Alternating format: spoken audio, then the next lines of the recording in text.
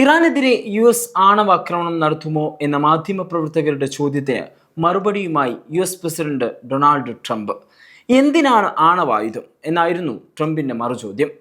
ആണവായുധം ഇല്ലാതെ തന്നെ അവരെ പൂർണ്ണമായും തകർത്തെന്നും പിന്നെ എന്തിനാണ് ആണവായുധം ഉപയോഗിക്കുന്നത് എന്നുമായിരുന്നു ട്രംപിന്റെ മറുചോദ്യം. സർ, നിങ്ങൾ ഇറാനെതിരെ ആണവായുധം പ്രയോഗിക്കുമോ? ഇല്ല, ഞങ്ങൾക്ക് അതിൻ്റെ ആവശ്യമില്ല. എനിക്കെന്തിനാണത്? ഇത്രയും വിഡ്ഢിത്തം നിറഞ്ഞ ഒരു ചോദ്യം എന്തിനാണ് ചോദിക്കുന്നത്?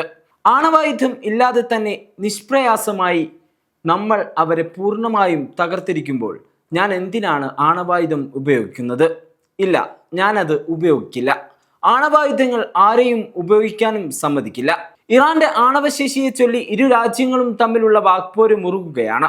ഇറാനിലെ യുറേനിയം സമ്പുഷ്ടീകരണം പൂർണ്ണമായും നിർത്തലാക്കണമെന്നും കൈവശമുള്ള 60% സമ്പുഷ്ട യുറേനിയം സ്റ്റോക്ക് നീക്കം ചെയ്യണമെന്നും ട്രംപ് നേരത്തെ ആവശ്യപ്പെട്ടിരുന്നു.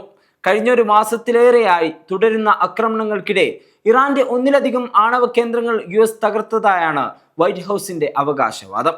ഇറാന്റെ ആണവ സ്വപ്നങ്ങൾ പൂർണ്ണമായും നശിപ്പിച്ചു എന്ന് ട്രംപ് ആവർത്തിക്കുന്നുണ്ടെങ്കിലും ഇത് പാടെ നിഷേധിച്ചിട്ടുണ്ട് ഇറാന്റെ വിശാലവും തന്ത്രപരവുമായ പ്രതിരോധ ശേഷിയെക്കുറിച്ച് അമേരിക്കയ്ക്കും ഇസ്രായേലിനും ധാരണയില്ലെന്ന് ഇറാൻ തിരിച്ചടിച്ചു.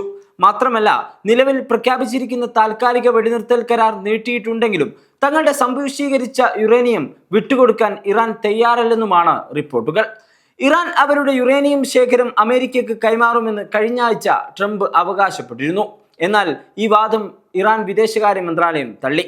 ഇറാൻ സമ്പുഷ്ടമാക്കിയ യുറേനിയം എവിടേക്കും മാറ്റാൻ പോകുന്നില്ല എന്നും യുറേനിയം അമേരിക്കയിലേക്ക് കൈമാറുക എന്നത് ഞങ്ങളെ സംബന്ധിച്ചിടത്തോളം ആലോചിക്കാൻ പോലും കഴിയാത്ത കാര്യമാണെന്നും വിദേശകാര്യ വക്താവ് ഇസ്മായിൽ ബഗായ് പ്രതികരിച്ചു. ട്രംപിന്റെ പ്രസ്താവനകൾക്കെതിരെ Iranian parliament speaker Mohammad Baqer ഗാലിബാഫും കഴിഞ്ഞ ദിവസം രൂക്ഷമായ ഭാഷയിലാണ് പ്രതികരിച്ചത്.